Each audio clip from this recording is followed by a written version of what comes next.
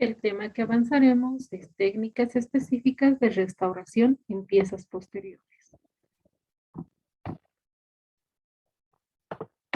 Los objetivos de estas técnicas son la eliminación de tejidos infectados para tener un acceso a la lesión, la extensión de la cavidad hasta obtener paredes sanas y fuertes sin debilitar el remanente dentario.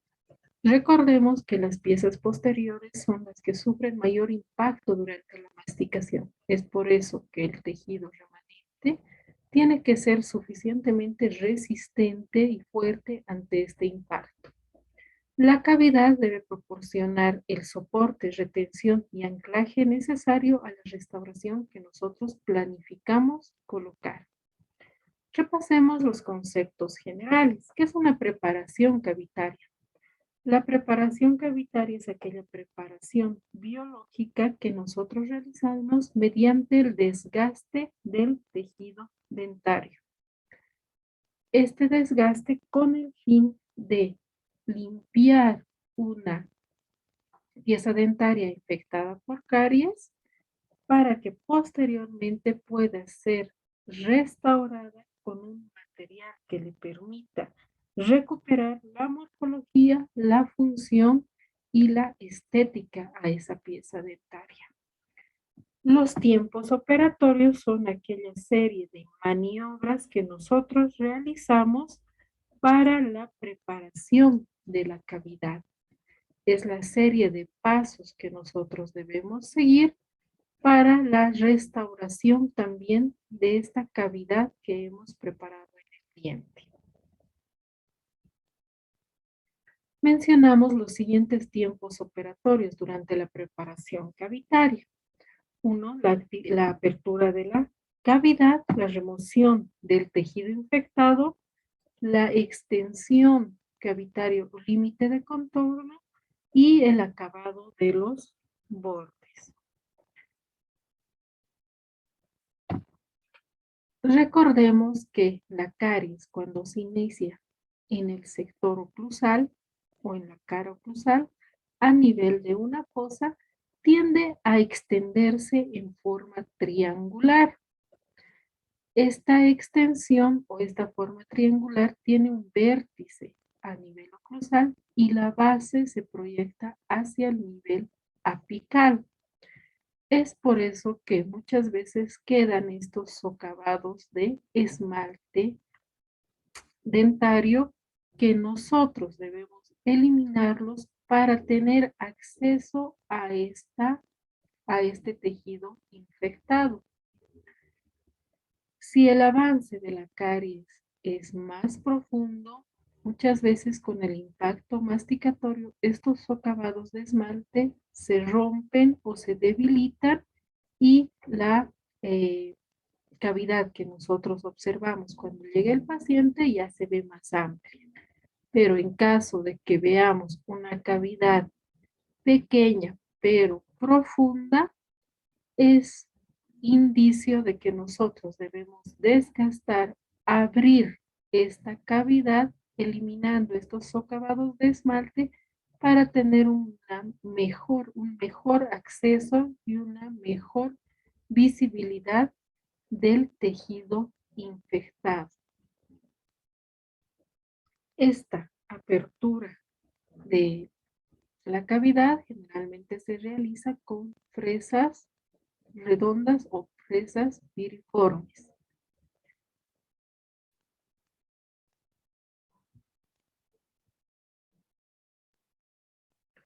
La remoción del tejido infectado, como se menciona, consiste en la eliminación de todo aquel tejido que ha sido infectado por la caries.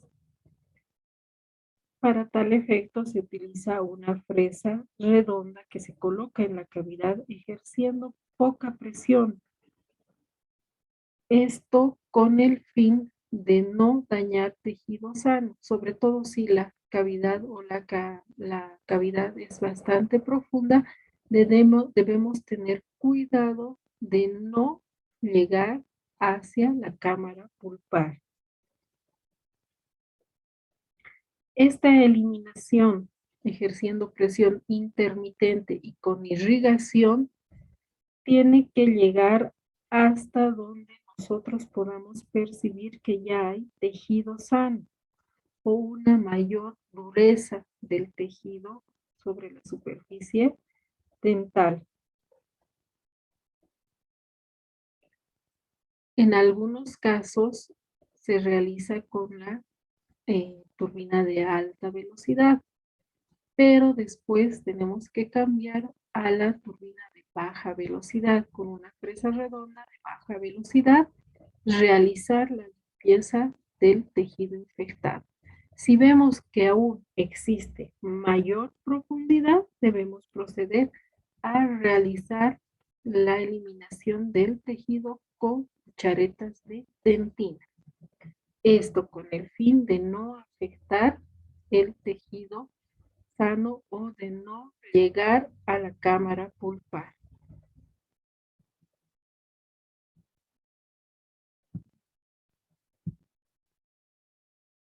Hoy en día es posible la detección de zonas donde ya no existe dentina con caries mediante sustancias químicas o colorantes, como por ejemplo la fucsina básica, que nos ayuda a determinar en qué lugares tenemos dentina infectada y qué lugares se presentan dentina afectada. Esto nos ayuda a localizar con mayor exactitud esa diferencia entre dentina o tejido infectado y tejido afectado. Esto con el fin de evitar el desgaste dentario innecesario.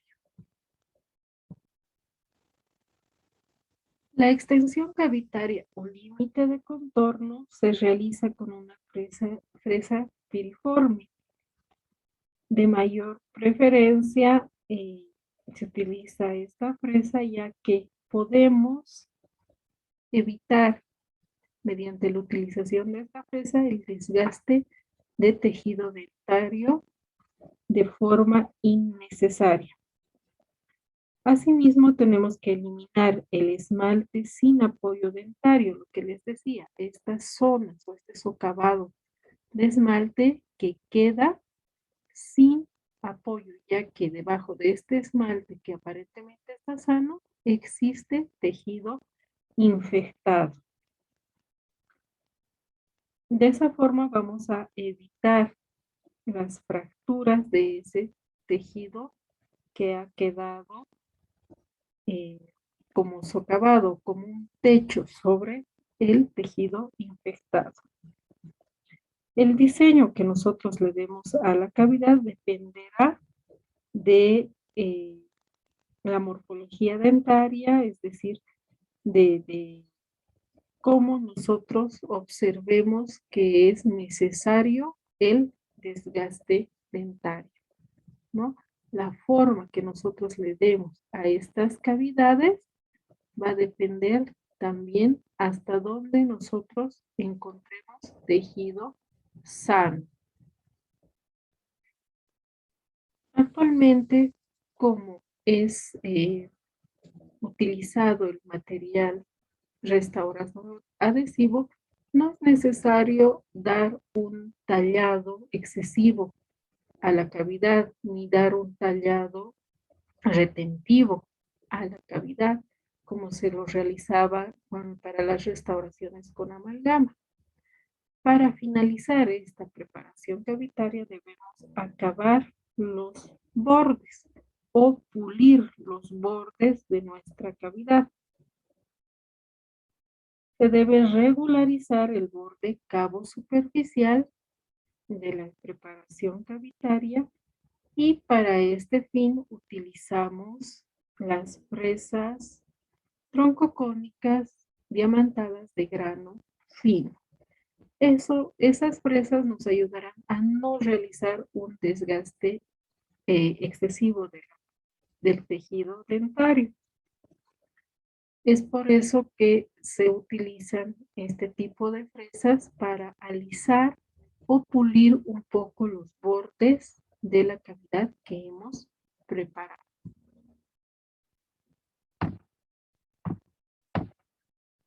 Estas cavidades, bueno, nosotras las preparamos según la finalidad, según la extensión y según su etiología.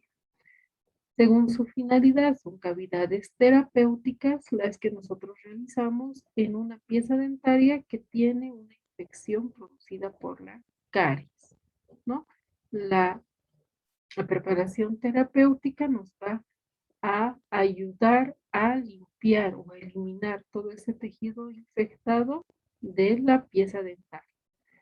Puede ser protésica cuando se realiza un desgaste de la pieza dentaria con fines protésicos, ya que esta pieza dentaria puede servir de apoyo o de pilar para la devolución o restablecimiento de una pieza dentaria perdida. Puede ser preventiva cuando se observa que las fosas y fisuras de las superficies oclusales son bastante profundas.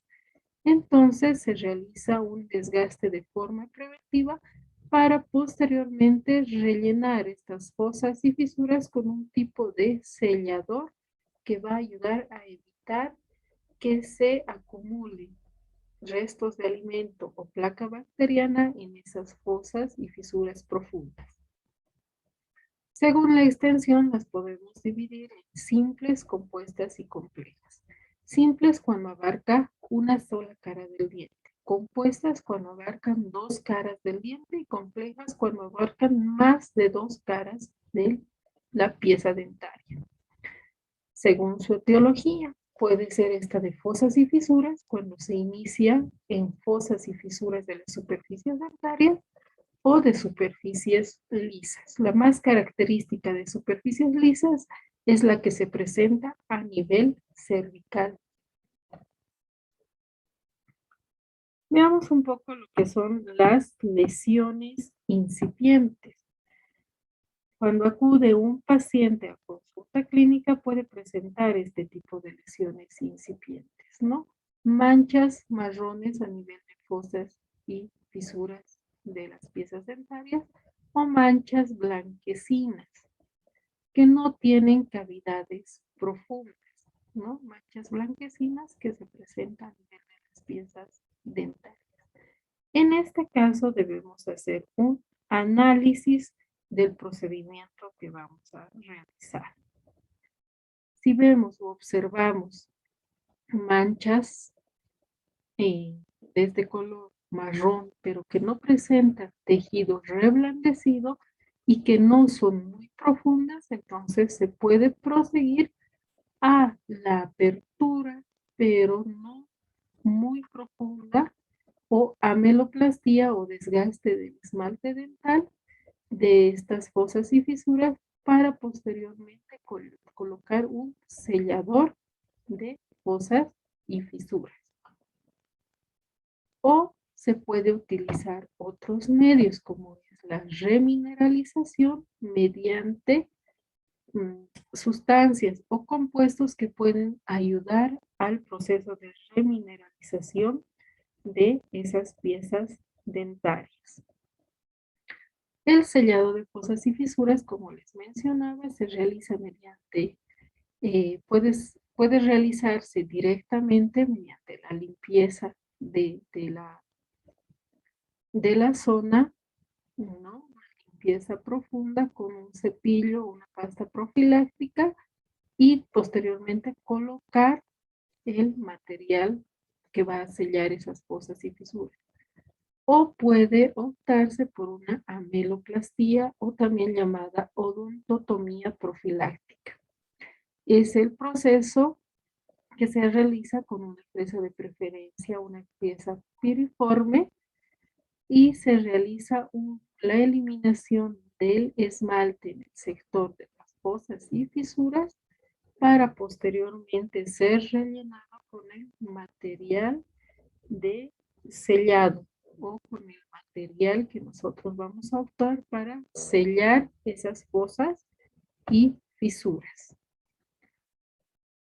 Los elementos que nosotros utilizamos para lesiones incipientes son los siguientes.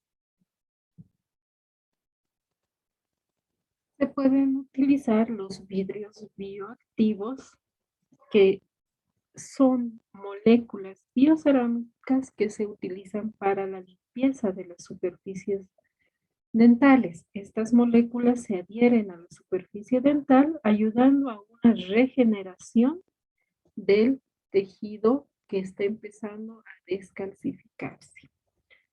También puede servir para limpiar esas manchas marrones o aclarar esas manchas marrones que se presentan sobre la superficie del diente. También se utiliza el fosfato de calcio.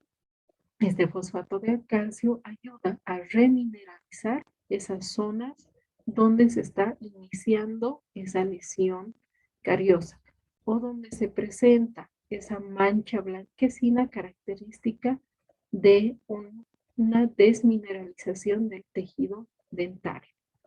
Otra función similar cumple el cloruro de sodio al 5%, de igual forma libera calcio y en muchos casos también ayuda al cierre de los túbulos dentinarios. Ya mencionamos lo que es el sellador de fosas y fisuras. Este puede ser utilizado ionómero de vidrio para sellado de fosas y fisuras. Puede ser utilizado el sellador de fosas y fisuras fotopolimerizable o el sellador de fosas y fisuras autopolimerizable.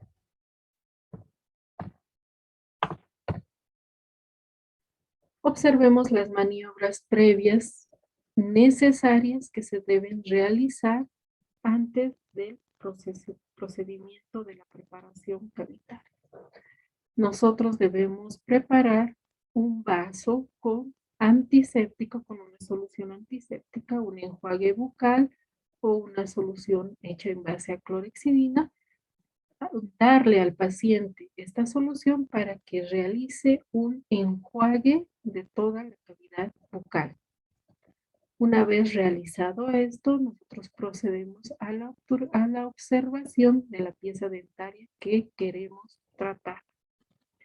Realizamos las preguntas necesarias para realizar el diagnóstico pulpar.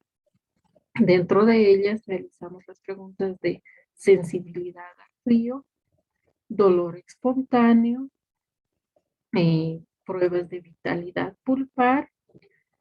Analizamos si el paciente tiene una pulpa aparentemente sana, tiene una pulpitis irreversible o una pulpitis reversible. Todo esto mediante el llenado de la historia clínica y las preguntas que nosotros realizamos a los pacientes. Prueba de vitalidad pulpar nos realizamos con un chorro de agua fría o aire para ver si todavía ese diente tiene sensibilidad. Un examen complementario también es el examen radiológico que nosotros podemos solicitar. En el examen radiológico ya nos da una imagen más detallada del tamaño de la lesión, del aspecto del ligamento periodontal, presencia de lesiones periapicales, que también debemos tomar en cuenta antes o previo de la planificación del tratamiento. Otro examen que se realiza para ver la profundidad de la caries dental también es la transiluminación. Mediante la aplicación de luz sobre la superficie dentaria, nosotros podemos observar qué tan profunda es la lesión cariosa. Un aspecto importante también que debemos tomar en cuenta para hacer un análisis de profundidad de la caries y sensibilidad es la eliminación de todos aquellos restos alimenticios, cálculos y placa que puede existir alrededor de la pieza dentaria. Una vez realizado esto, si es necesario, si el caso lo amerita, se procede a colocar la anestesia, dependiendo del caso, ya sea anestesia troncular o anestesia infiltrativa. Procedemos a la preparación del campo operatorio, alistar todo lo referente a aislado absoluto. Las técnicas operatorias se deben realizar con aislamiento absoluto. En la operatoria dental mínimamente se tienen que aislar 3 piezas continuas, ¿no? Puede quedar al medio la pieza que se va a tratar, puede quedar a un costado, pero lo ideal es que se aíslen las 3 piezas que están cerca a la pieza que vamos a realizar o que vamos a tratar. Ya hemos visto anteriormente qué ventajas tiene el colocado de aislado absoluto durante los procedimientos operatorios. Es por eso que debe ser un requisito indispensable el colocado de aislado absoluto para la preparación cavitaria.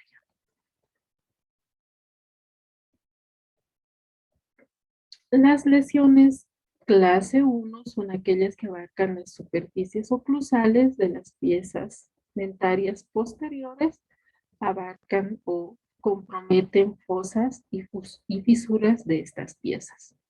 Entonces realizamos la apertura y conformación, como hemos mencionado antes, con fresas piriformes o fresas redondas de diamante. Iniciamos por donde es más evidente el lugar del proceso o del tejido con caries. Durante este procedimiento siempre se debe utilizar refrigeración mediante la irrigación.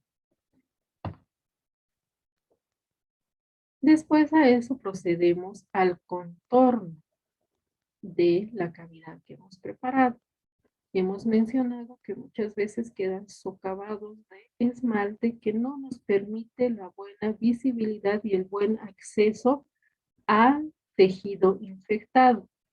Entonces procedemos a eliminar esos socavados que han quedado, dando un contorno a nuestra cavidad.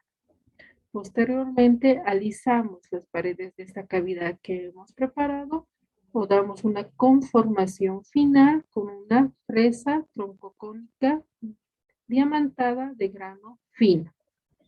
Estas fresas de grano fino se caracterizan por tener una línea amarilla o una línea blanca.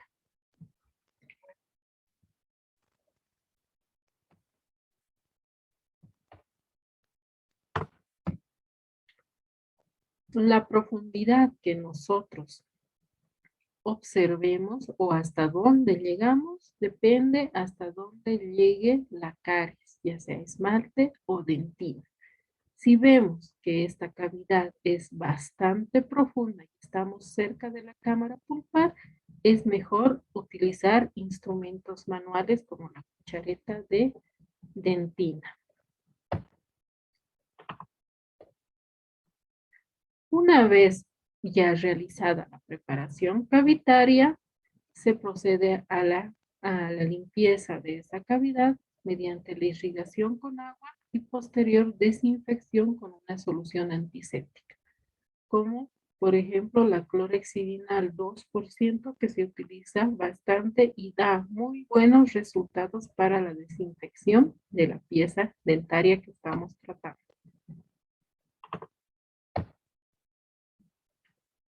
Dependiendo de la profundidad que nosotros veamos de la cavidad, ya empezamos a hacer una planificación de la restauración. Si la cavidad no es profunda, se procede a colocar directamente el sistema adhesivo para la posterior restauración con resina. Si la cavidad es un poco más profunda, entonces procedemos ya a colocar la base cavitaria, que de preferencia se utiliza el ionómero de vidrio, ya que el ionómero de vidrio tiene buena adhesión a la resina, que será el material final de restauración. Si aún observamos que la cavidad es más profunda, realizamos un análisis de protección pulpar, ¿no? Puede ser protección pulpar directa o protección pulpar indirecta, o la colocación de un forro cavitario. El forro cavitario se diferencia de la base cavitaria, ya que el forro cavitario solamente tiene un grosor delgado que no tiene que sobrepasar los 0.5 milímetros, ¿no? De 0.5 milímetros a 1 milímetro. Ya les decía, en cavidades más profundas ya hacemos el análisis de la protección pulpar, ya sea protección pulpar directa o protección pulpar indirecta mediante la utilización de hidróxido de calcio. Un poco de análisis clínico durante la observación de la cavidad que hemos preparado. Si la pérdida de dentina es mayor, perdón, es igual al 50%, se recomienda la colocación de la base cavitaria. ¿No? Se puede colocar una base cavitaria o un forro cavitario de ionómero de vidrio que dependiendo la profundidad de la cavidad, nosotros vemos qué grosor de base cavitaria colocamos. El ionómero de vidrio de base puede ser por fraguado químico o fraguado fotopolimerizable. Cuando se utiliza el ionómero de vidrio de fraguado químico, tenemos que esperar el tiempo prudente para colocar la restauración final. Tenemos que esperar que este ionómero de vidrio termine todo el proceso de fraguado químico y recién nosotros colocamos la restauración final. En el caso del ionómero de vidrio fotopolimerizable, el fraguado es más rápido ya que se activa mediante la aplicación de la luz. Entonces, la restauración final puede ser colocada inmediatamente. Si existe pérdida de más del 50% de dentina, se evalúa ya si se va a colocar una protección pulpar directa o una protección pulpar indirecta. Si existe ya un punto sangrante, ¿no? Se coloca la protección pulpar directa en base a hidróxido de calcio puro, ¿no? O hidróxido de calcio en polvo, que se lo mezcla ya sea con agua destilada o con anestésico y se coloca a la pieza dentaria. O si, digamos, existe una capa muy delgada de esmalte que sea ya casi transparente y de fondo ya se vea la cámara pulpar, nosotros colocamos la protección pulpar indirecta o hidróxido de calcio en pasta, que es conocido como Dical. En caso de ser una cavidad proximal no muy profunda, tenemos que realizar igual un análisis, ¿no? En la pared axial. En este caso, si no es muy profunda, directamente colocamos el adhesivo para la restauración final. Si vemos que es un poquito más profunda, colocamos la base cavitaria. Y de igual forma, vemos si requiere protección pulpar directa o protección pulpar indirecta. Una vez realizado todo este análisis y esta preparación, y cuando, bueno, si la pieza dentaria requiere directamente, no es muy profunda y se puede colocar directamente el adhesivo dentario, entonces se procede a la técnica adhesiva. El ácido grabador en una lesión muy profunda puede llegar a afectar la cámara pulpar o el tejido pulpar. Es por eso que si esta cavidad es muy profunda, se procede a colocar una base cavitaria. Pero si no es muy profunda, entonces se procede a colocar el ácido grabador, ¿no? Aquí vemos que ya tiene una base cavitaria de ionómero de vidrio. En cualquiera de los dos casos se procede primero grabando el esmalte o la superficie del esmalte durante 15 segundos. Pasan los 15 segundos, se procede a grabar la dentina durante 5 segundos, ¿no? En total serían 20 segundos. Pasan los 20 segundos, procedemos al lavado y secado de la superficie.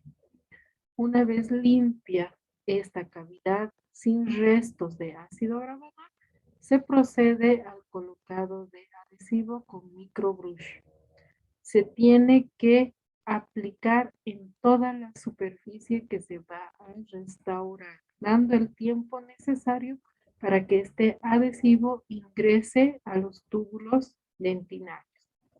Incluso se puede aplicar un poco de aire, pero de manera suave para asegurarse que este adhesivo ingrese correctamente a los túbulos dentinarios.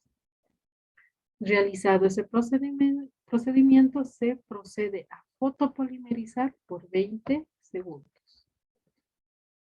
Ya realizado el paso del adhesivo, entonces se procede a adaptar y colocar por capas el material restaurador, en este caso la resina.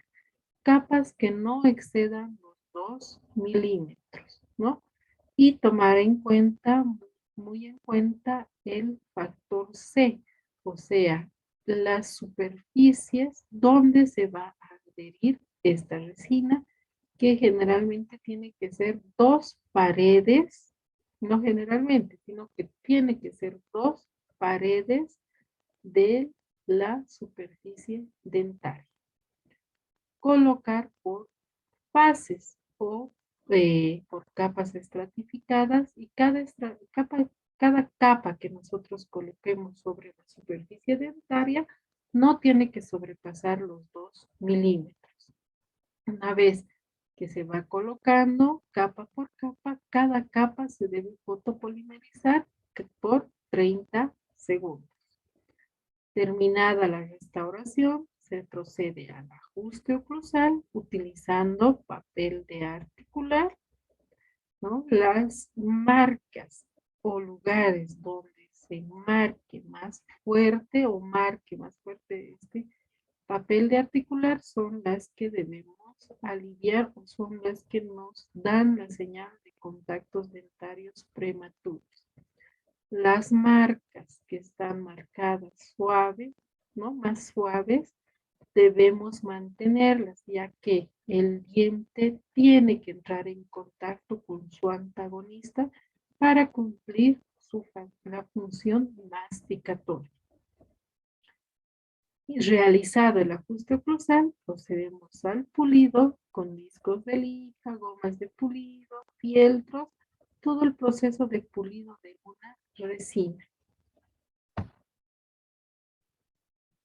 Veamos por ubicación de la caries, ¿no? Las lesiones clase 2 o las lesiones que se encuentran a nivel proximal las podemos dividir en dos, o tienen dos características. Una es cuando no existe diente vecino, ¿no? Cerca de la lesión. Entonces el acceso es directo, ¿no? Las mismas maniobras y los mismos tiempos operatorios que hemos visto anteriormente. Ahora puede que este diente infectado tenga un diente vecino, y este diente vecino tenga una obturación deficiente o también esté afectado por caries. Es así que nosotros entonces realizamos el acceso directo para la apertura de la cavidad. Para eso realizamos o procedemos con una fresa periforme, de igual forma o redonda, extirpando los tejidos deficientes posteriormente con la fresa redonda y siempre tomando en cuenta la irrigación y el lavado con abundante agua. Una vez limpia la cavidad, se procede al terminado de las paredes. Esto se realiza con el alisado y se le da una conformación de bisel cuando se encuentra a nivel proximal con las fresas troncocónicas de grano fino. Ya les decía, son las que tienen la línea amarilla o la línea blanca. Dependiendo de la profundidad de la cavidad, se analiza si requiere forro cavitario o base cavitaria o protección pulpar.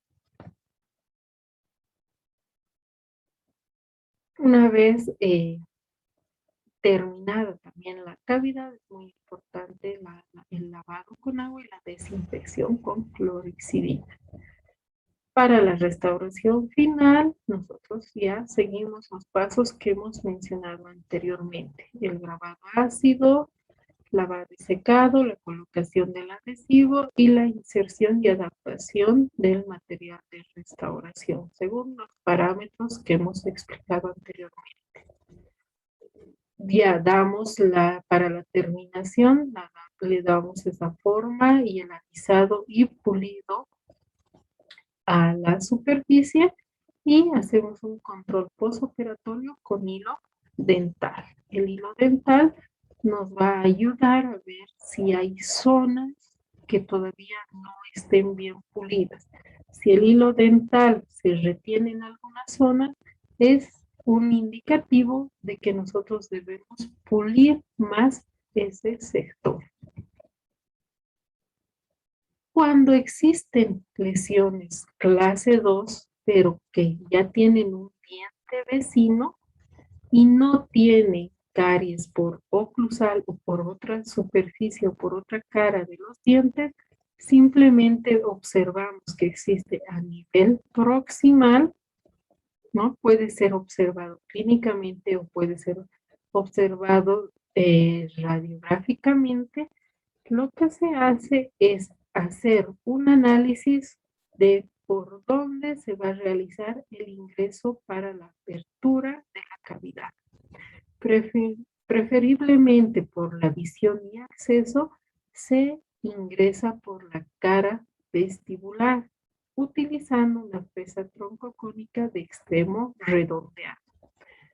Previo a esto, debemos tomar en cuenta que si la pieza dentaria vecina está sana, debemos protegerla con una matriz metálica para no lesionar durante el proceso de apertura o durante el manejo de la turbina. No debemos lesionar esta pieza vecina que está totalmente sana. Es por eso que debemos protegerla con una matriz metálica. Una vez que hacemos el acceso, tenemos que ingresar en esta forma, en forma de túnel oblicuo, ¿no? Hasta llegar a la lesión.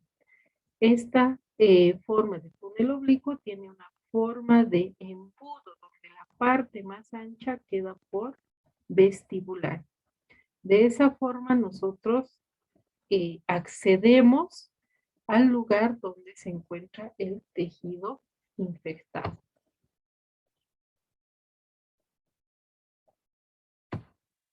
Una vez limpio este sector, una vez que está conformada la cavidad y se encuentra libre de tejido infectado, se procede a la restauración.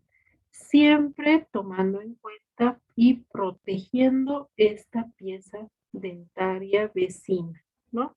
Ya sea con matrices metálicas durante la preparación cavitaria. Después se lo puede proteger con tiras de celuloide o con teflón durante el proceso restaurativo. Las restauraciones compuestas, cuando ya abarcan dos superficies o dos caras de los dientes, nosotros las realizamos de la siguiente forma, o realizamos la apertura cavitaria o la preparación cavitaria de la siguiente forma. Puede ser con reborde intacto en forma de túnel, sin caja oclusal y con caja oclusal. ¿Cuándo se realiza esta preparación con reborde intacto o túnel? Se realiza cuando la apertura de la cavidad es desde la fosa más cercana a la caries y llega hasta nivel proximal.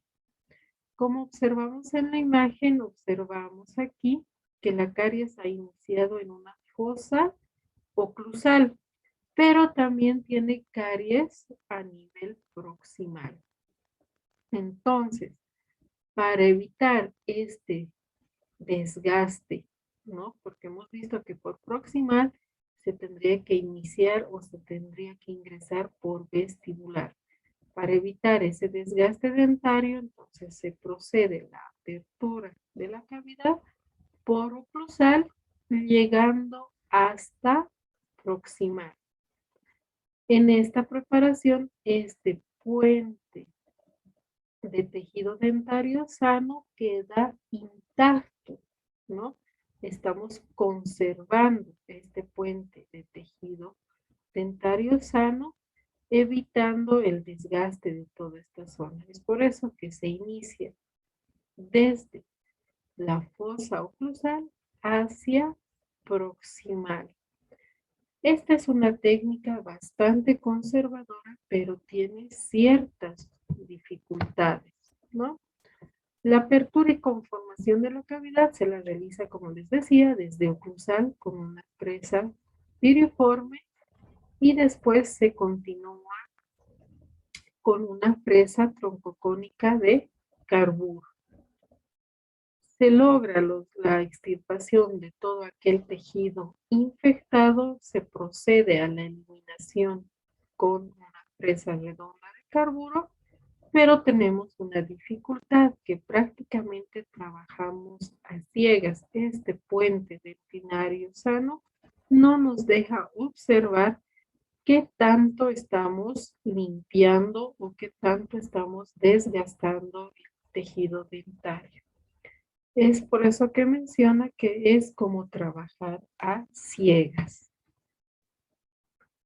La terminación de paredes de esta preparación en forma de túnel se realiza o se alisa de igual forma con una fresa troncocónica de grano fino. Una vez preparada la cavidad, preparada y limpia la cavidad, se procede a la desinfección, a la irrigación y desinfección.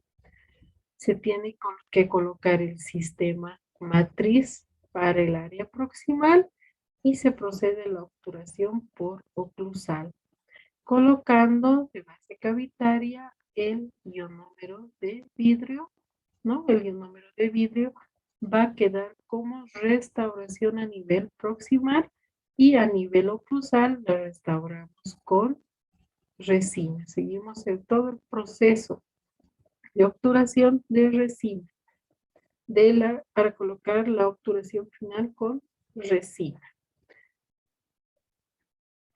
Una vez que ya está realizada la restauración, se procede a la ajuste oclusal y al control por proximal con hilo dental para ver que no existan superficies de retención y que existan superficies bien pulidas. Para pulir el sector proximal se utilizan las tiras de lija o discos de lija que puedan ingresar a ese sector proximal. ¿Cuáles son las desventajas de esta preparación en forma de túnel o con reborde intacto? Uno es que debilita el reborde haciéndolo más propenso a una futura fractura. Les decía, se trabaja en ciegas, entonces no podemos tener buena visión de qué tanto tejido estamos desgastando. Durante la preparación, nosotros podemos causar una fractura inesperada. Ahora, otra desventaja es de que como se trabaja a ciegas, la obturación del túnel no sea completa o quede incompleta, atrapando burbujas de aire o puede que se produzca un cierre marginal deficiente. Ahora procedemos con las restauraciones compuestas. Las restauraciones compuestas pueden ser con caja oclusal o sin caja oclusal.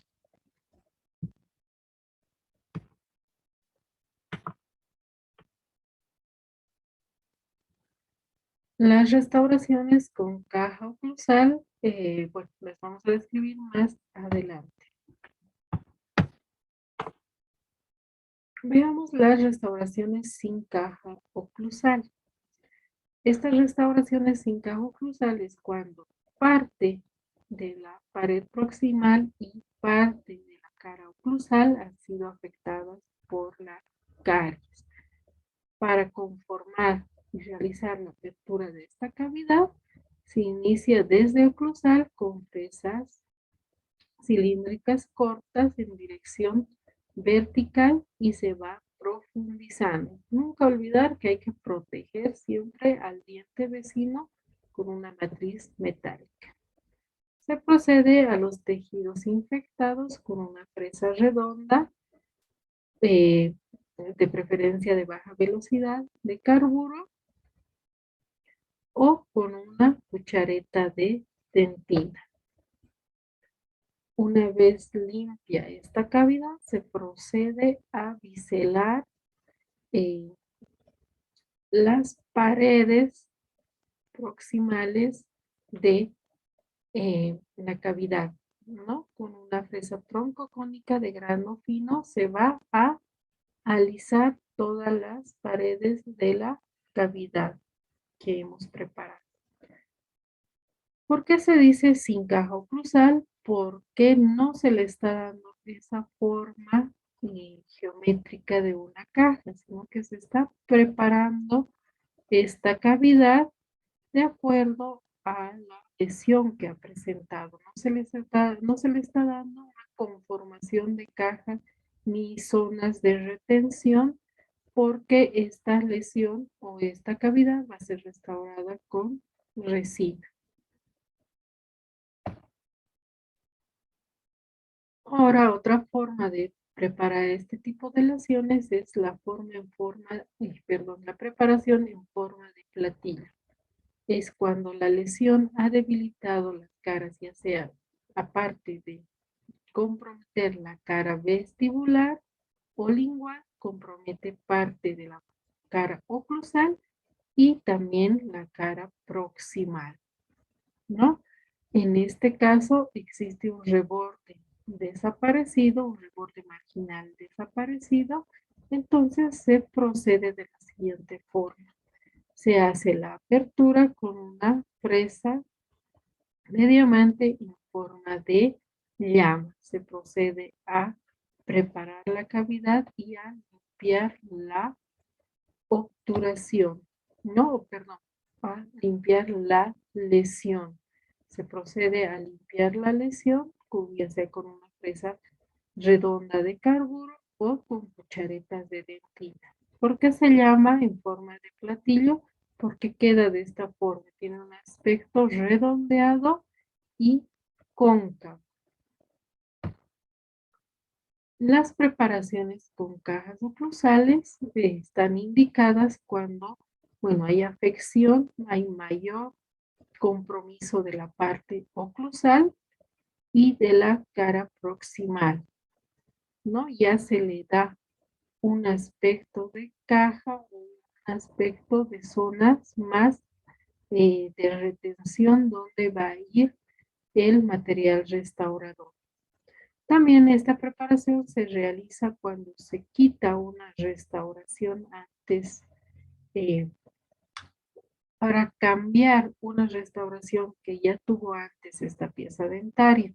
Generalmente estas piezas dentarias tienen restauraciones con amalgama y las restauraciones con amalgama tienen esa preparación cavitaria en forma de caja, ¿no? Entonces, una vez que se retira, queda esta forma de caja oclusal donde se encuentran o se ve paredes bien delimitadas, ¿no? Eh, zonas retentivas y eh, la extensión ya es mayor por oclusal. En el caso de dientes endodonticamente tratados, donde ya hay también gran pérdida de estructura dentaria, se puede dar esta conformación de caja oclusal. Ahora, muchas veces existe el fracaso de la restauración o de la preparación del reborde intacto o preparación en túnel. En ese caso también Cuando ya se fractura esta zona, damos esta forma de cavidad en forma de caja oclusal. Cuando no se debe realizar esta caja oclusal, ¿qué contraindicaciones tenemos? Es cuando existen caries separadas, ¿no? Sobre todo en la superficie oclusal puede que exista caries a nivel de las fosas que están más cerca a mesial, y puede haber caries a nivel de las fosas que están más cerca a distal. Aquí existe un puente dentinario totalmente sano que no es necesario desgastarlo. Entonces, en este caso, la preparación cavitaria será por separado. No es necesario formar una caja desgastando este tejido sano. Vemos que esta caries se extiende hasta la cara libre del diente. Entonces, van a ser o va a ser realizada como dos preparaciones. Una preparación cavitaria en este sector y otra preparación cavitaria en este otro sector, sin tocar este tejido dentario que está totalmente sano. En caso de que exista una lesión muy avanzada, como vemos aquí, donde ya hay gran pérdida de tejido dentario, no se procede a una restauración directa porque puede inducir a un fracaso de la restauración. Ya se tiene que hacer un análisis de restaurar, ya sea con una corona o con una incrustación.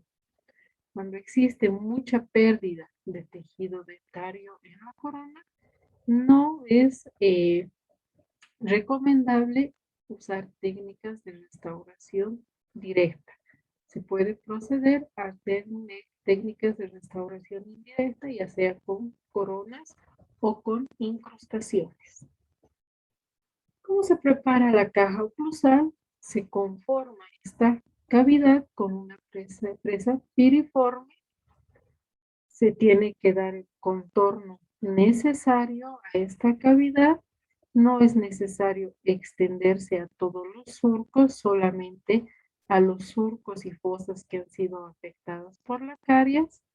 Esta presa piriforme le da esa forma de resistencia, ¿no? Porque también nos ayuda a eliminar, digamos, tejidos infectados que estén debajo del esmalte, dada la forma que tiene esta presa, y la profundidad nosotros la calculamos de acuerdo a hasta donde llegue la lesión.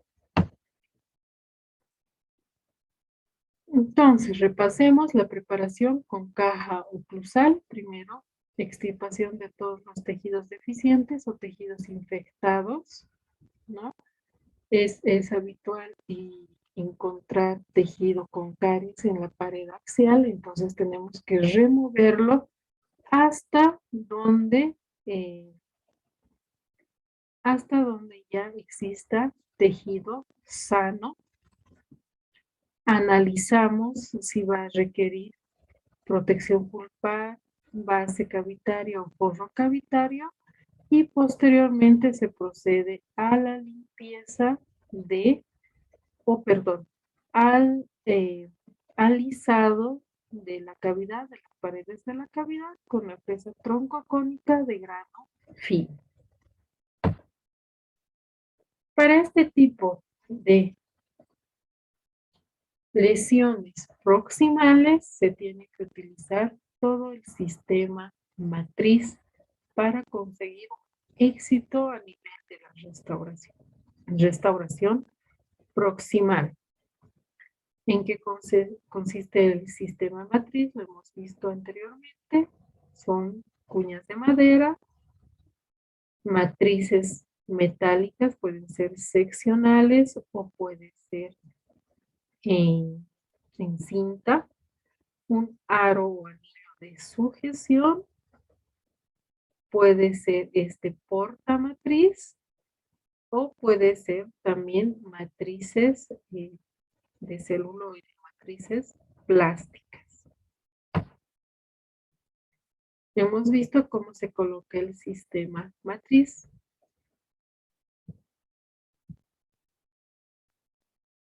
La forma de la matriz, la matriz que viene en forma de cinta puede ser adaptada sobre este matriz de Toggle-Mayer. Entonces se adapta sobre el diente y se asegura o se va enroscando matriz hasta dar la conformación que requiere el diente. Otra técnica es utilizar estas matrices seccionales que se sujetan con este aro de sujeción y a nivel cervical se sujeta con las puñas de madera.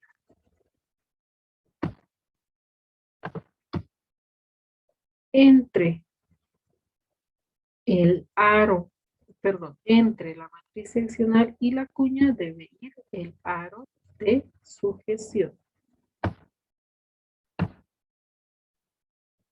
Una vez que ya está colocado el sistema matriz, se procede a la obturación final, ¿no? A todo el proceso de obturación final, el grabado ácido, el colocado del adhesivo y el colocado de la resina.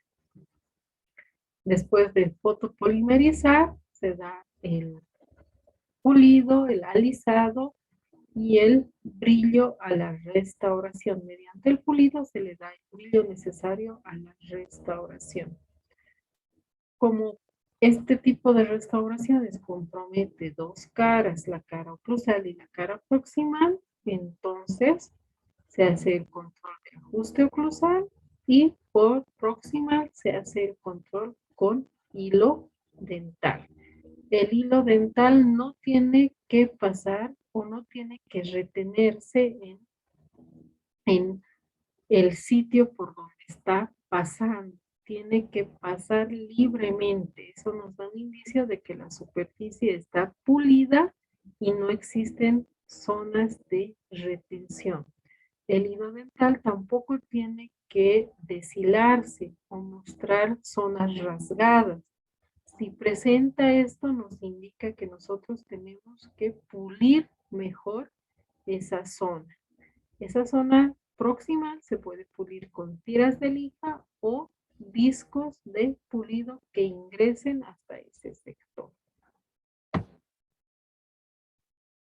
Existen otro tipo de lesiones, bueno, que no son utilizadas, pero también vale la pena, no son utilizadas muy frecuentemente, sí son utilizadas, pero no muy frecuentemente, pero que vale la pena mencionarlas. Son restauraciones que requieren anclaje. Cuando ya hay gran pérdida de tejido dentario, se puede colocar estos alfileres o pines entre el diente y la restauración. Con el fin de establecer o dar mayor estabilidad a la restauración que se va a colocar, ¿no? Se puede realizar perforaciones en el esmalte con una fresa cilíndrica en el lugar donde se va a colocar el pin de anclaje. Para esto tiene que tener ciertos requisitos la pieza dentaria. Tiene que haber una profundidad de dentina que tiene que ser entre 2 a 3 milímetros. Y la longitud de la restauración o donde va a ir la restauración o qué tanto tiene que estar sobresalido el pin después de ser insertado sobre la dentina tiene que ser de 1 a 2 milímetros. Sobre eso ya se coloca la restauración que va a dar, digamos, mayor firmeza o mayor sujeción a esa restauración y va a evitar que esa restauración se salga fácilmente. Ahora debemos analizar también los dientes con tratamiento endodóntico que necesitan una restauración final. Para esto debemos analizar la pérdida de estructura dental. Si la pérdida de estructura dental no es muy significativa, se puede proceder a una obturación directa. Debemos tomar en cuenta si hay cambios en el ligamento periodontal o si el ligamento periodontal está sano. Debemos tomar en cuenta si hay cambios histológicos en el diente. Recuerden que un tratamiento de conductos es la eliminación del tejido pulpar. Si el tejido pulpar se elimina del diente, ese diente ya no recibe los nutrientes necesarios que recibía mediante la pulpa. Es por eso que muchas veces el diente tiende a observarse más seco o con un cambio de coloración a diferencia de las otras piezas dentarias.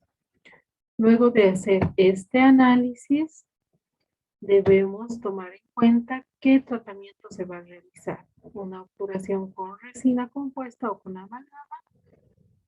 Si hay mucha pérdida de tejido dentario, se puede hacer reconstrucción de muñón o corona completa o la fabricación de endopostes y coronas completas. Entonces, repasemos qué es lo que tenemos que evaluar para restaurar un diente con tratamiento endodóntico. Primero, una evaluación posendodóntica, que no haya sensibilidad, que no exista ningún tipo de molestia ni de dolor. Una evaluación de la cantidad de tejido remanente, ¿no? ¿Qué tanto tejido sí libre de caries ha quedado después del tratamiento endodóntico? Una evaluación periodontal, analizar que el ligamento periodontal no esté ensanchado, que no existan lesiones periapicales.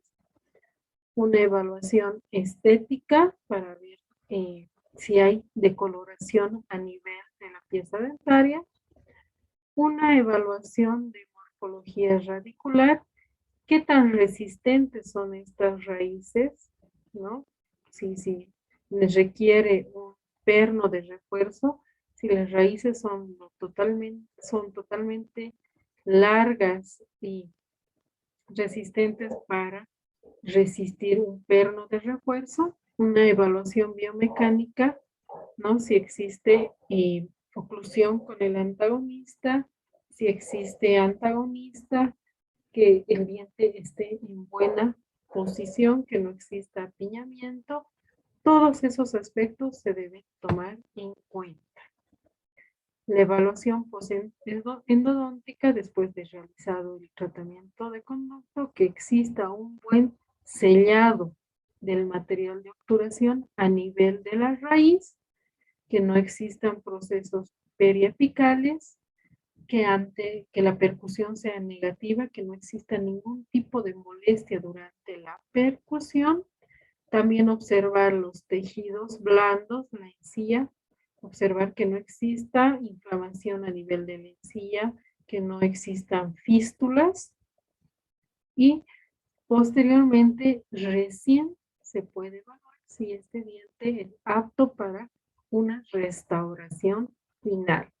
Si ustedes observan que los conductos dentarios no están bien obturados, si se presenta un proceso periopical observando la radiografía o si se presenta ensanchamiento exagerado del ligamento periodontal, esa pieza no está lista para ser obturada o no está lista para recibir una obturación final. Ahora analicemos el resto de corona que queda, ¿no? De tejido sano. Si la lesión coronaria es mínima, ¿no? Si no se ha perdido mucho tejido dentario, entonces se puede realizar una obturación directa. Si es moderada, ya se analiza si va a requerir una corona o va a requerir una incrustación. Si la lesión coronaria es grave, ya se hablará de un refuerzo con perno y muñón. Bueno, ese es el tema hasta aquí. La bibliografía la pueden encontrar en el libro de operatoria dental de Barrancos, la 5ª edición.